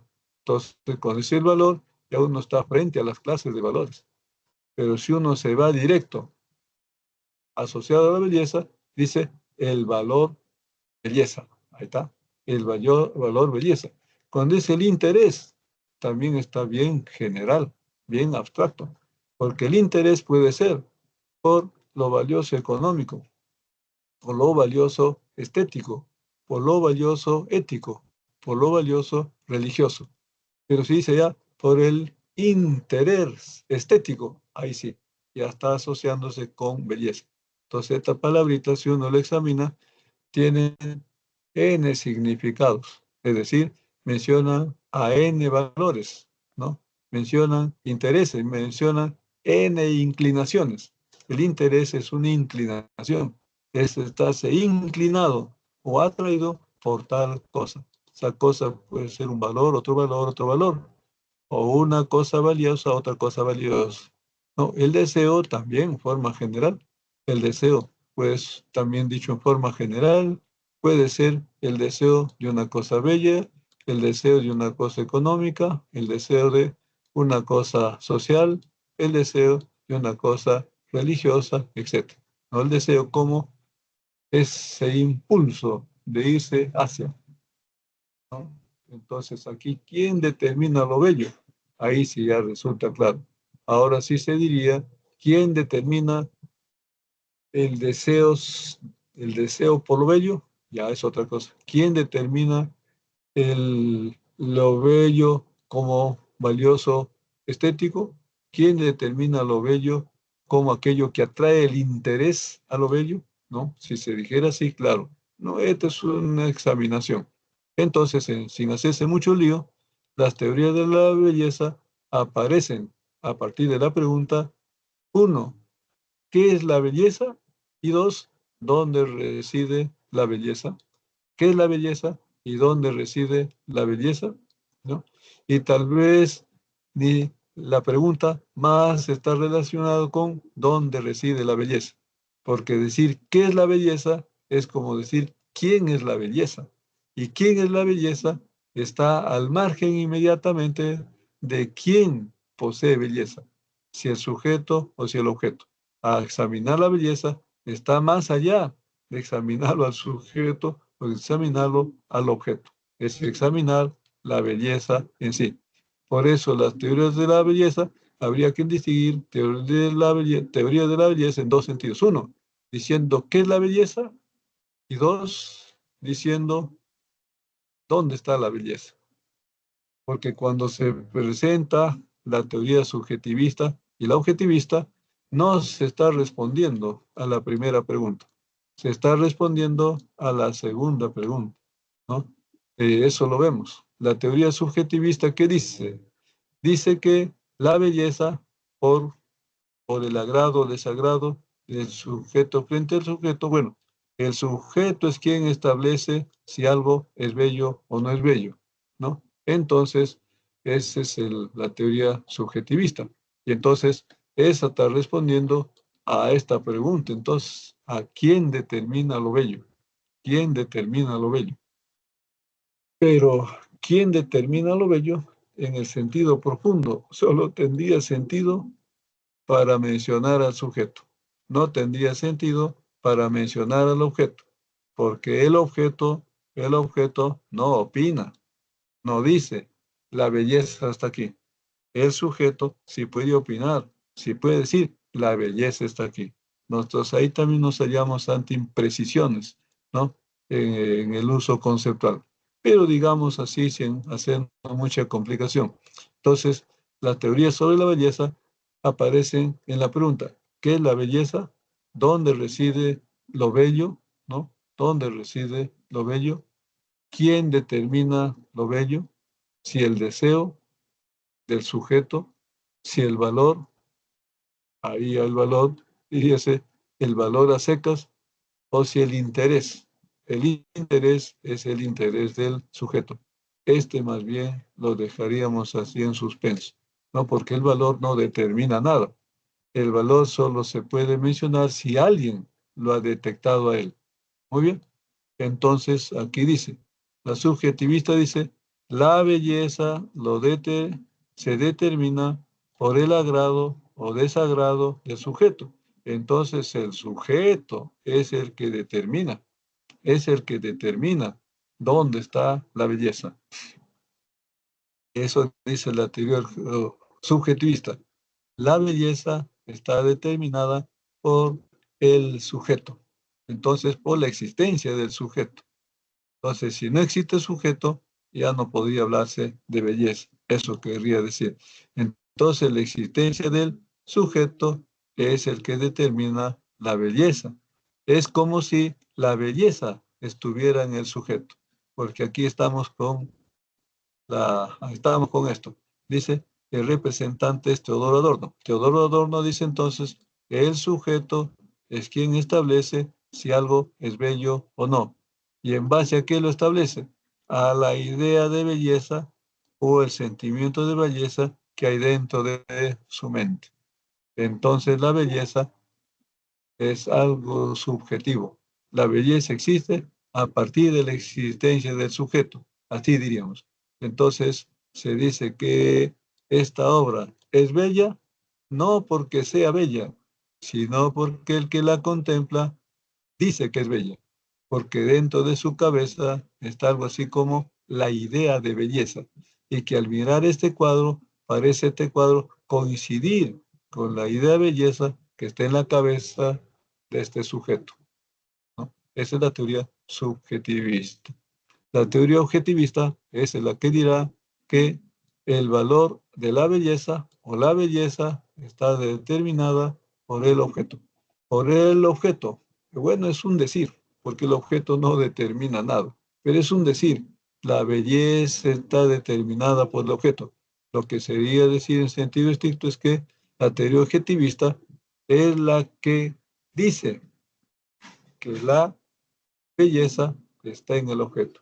La teoría objetivista lo presenta a aquel sujeto, a aquel filósofo de la belleza, que dice que la belleza está en el objeto.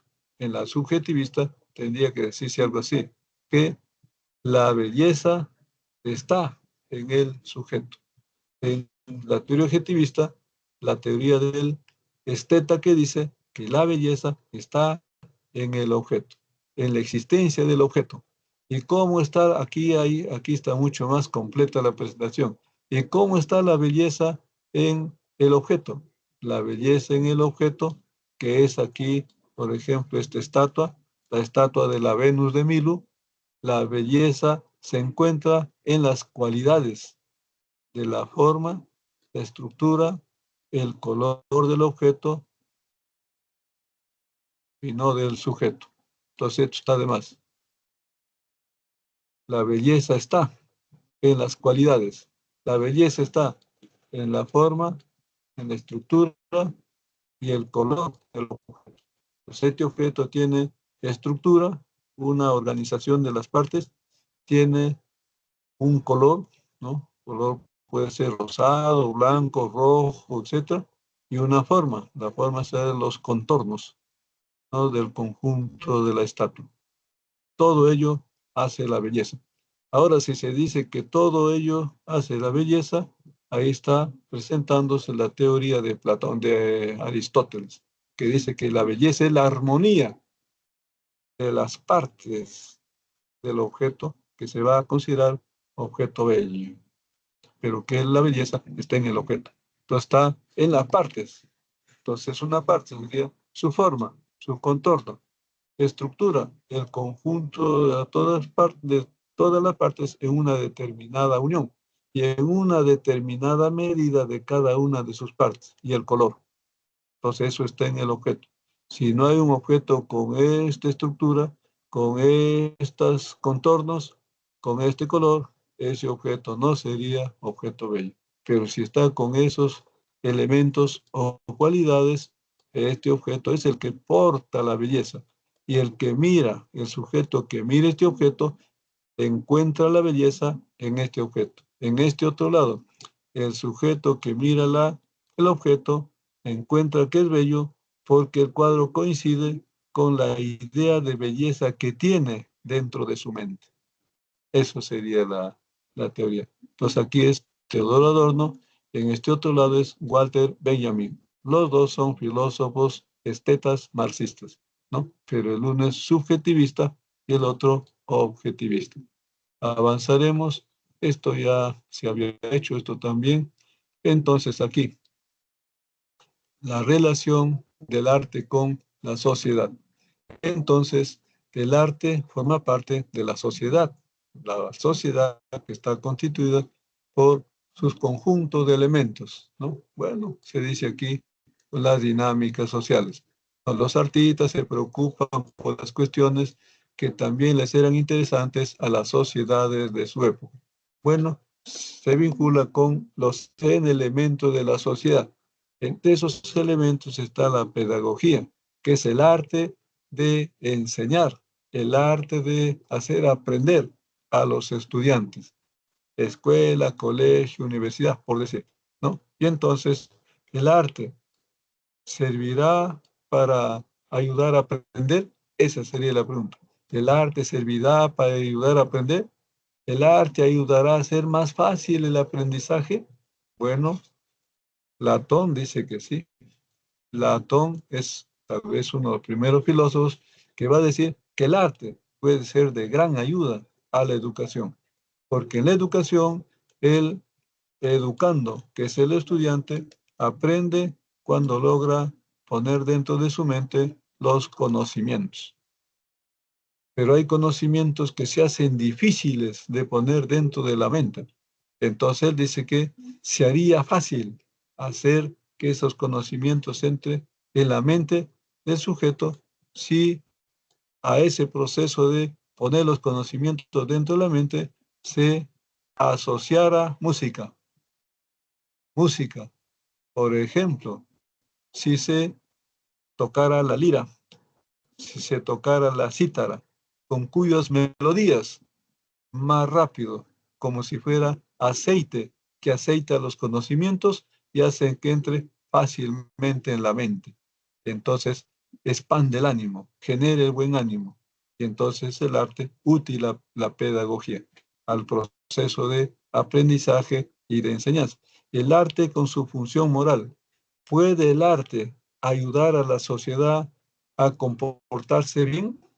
¿No? Entonces dirá que sí, que los cuadros que presentan imágenes de gente realizando actos buenos incentivarán a que las personas quieran realizar actos buenos, se sentirán incentivados para realizar actos buenos, ¿no? Bueno, entonces lo dejaremos así.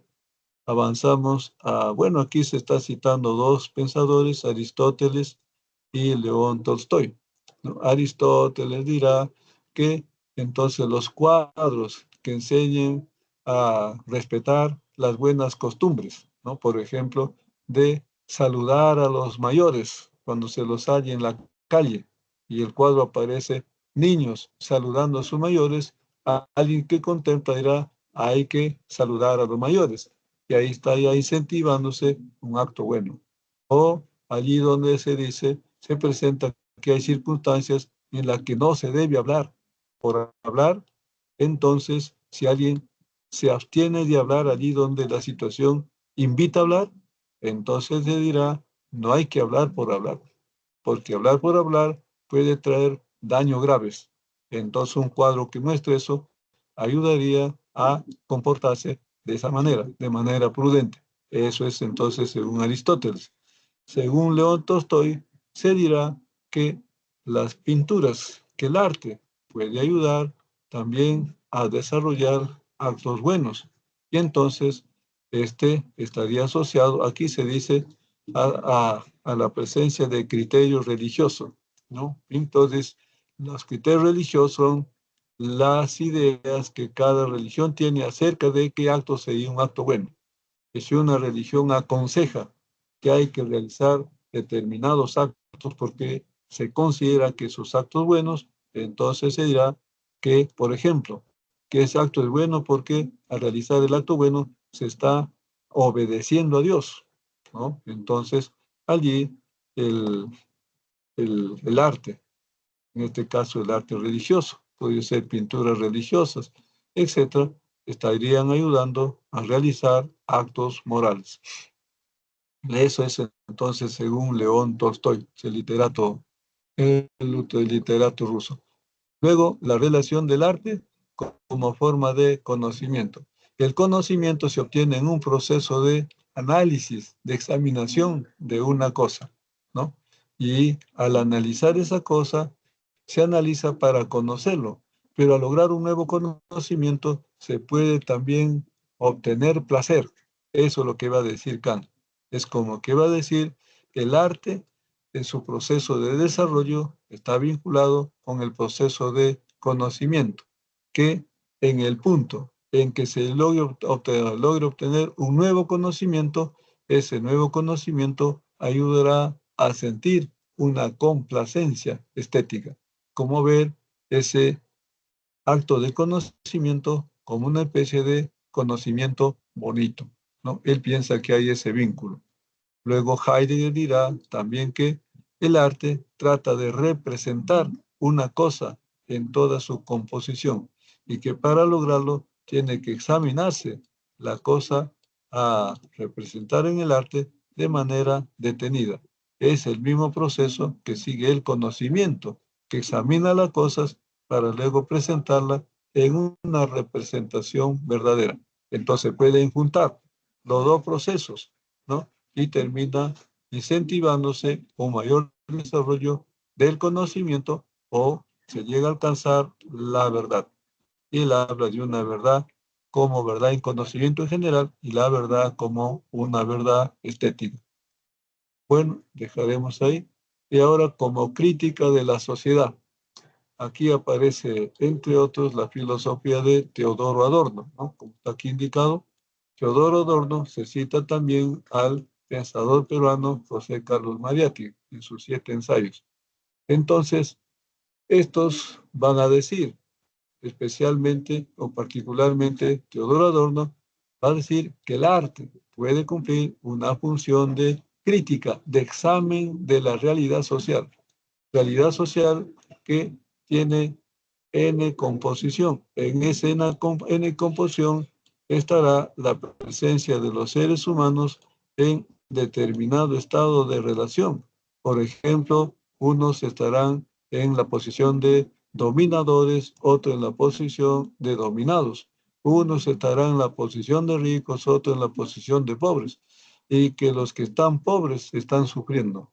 Y que los que están dominados carecen de libertad.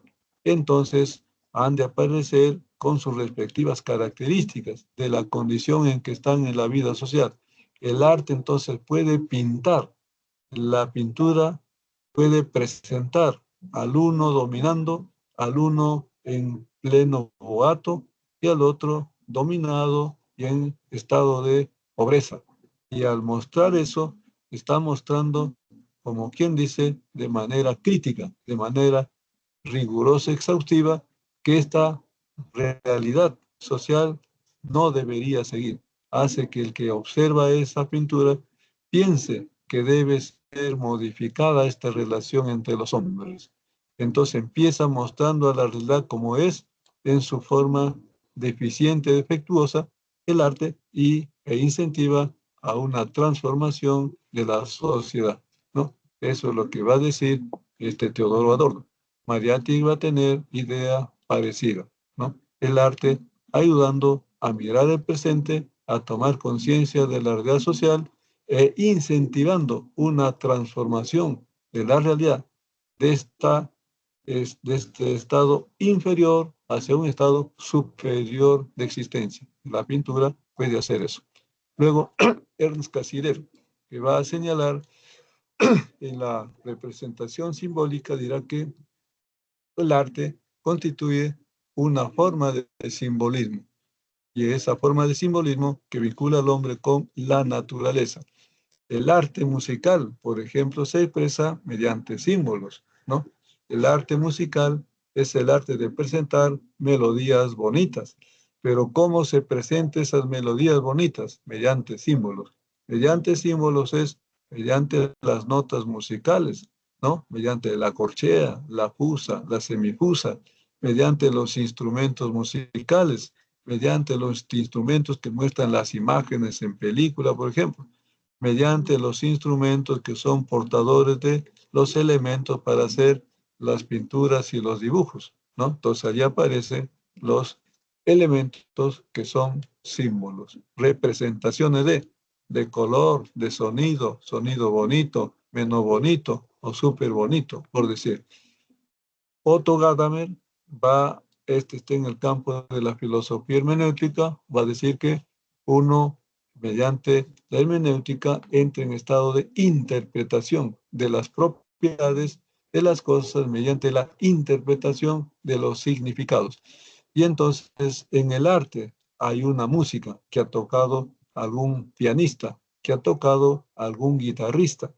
Y entonces el que escucha esa música, esa canción, tenderá a interpretar qué es lo que ha querido decir, qué es lo que ha querido transmitir el músico, el pianista, el guitarrista, ¿no? ¿Qué realidad ha tratado de presentar, ¿no? Y entonces, porque en la pieza presentada hay N significados, tal como uno lo haya, puede interpretar que quiso decir una cosa, quiso decir otra cosa, ¿no? Y entonces puede ser que con una determinada melodía, el pianista quiso mostrar la alegría o de él o quizá de un pueblo, la tristeza de él o quizá la tristeza de un pueblo, la angustia de él o la angustia de un pueblo. Entonces él que escucha o ve, ese pasa a interpretar, a buscar los significados, porque una obra de arte trae significados.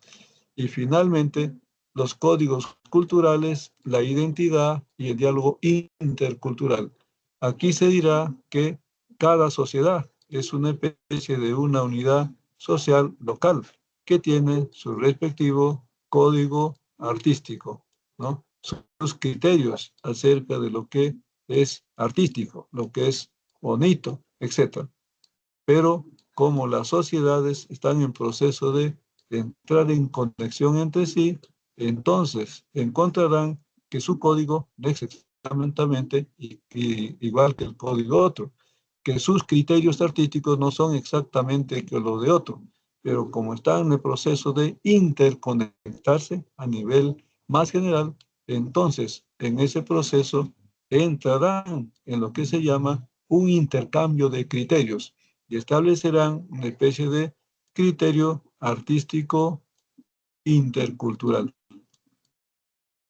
Y así cada quien entra con su criterio que constituye su identidad cultural, ¿no? Y luego tenderán a formar una especie de identidad intercultural a nivel más general. Bien, entonces aquí lo dejaremos, les daré sus respuestas. Lectura 1 dado, ejercicios 1C, 2C, 3C, 4C, 5 dado, 6E, 7 bueno, 8E. Y bueno, entonces creo que ya se ha terminado nuestra clase. Entonces estaremos entonces pasando a retirarnos. No sé si tal vez hay alguna pregunta, quizás estamos en recreo. ¿Aló? No, profe, todo claro.